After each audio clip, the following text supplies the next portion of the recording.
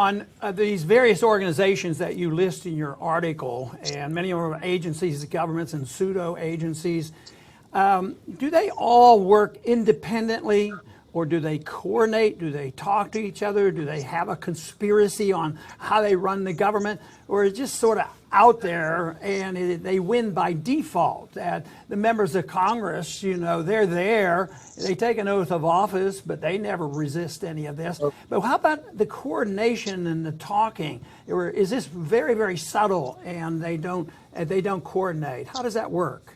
Well, the FBI memo that came out of the closet here recently, the FBI memo said, it listed all these State Department officials that meet on this 7th floor underground, by the way, underground for whatever reason, with all these other people, officials in government. Mainly it looked like executive people. So I don't think Congress is represented, the courts are not represented. And the Supreme Court we have now, 99% of the time is upholding government actions. So do I see that? No. Yeah. Do I think it's coordinated? Obviously it's coordinated, but it's coordinated along money lines. And like the Princeton study showed, and like Carter said, we're ruled by an oligarchy, a moneyed elite.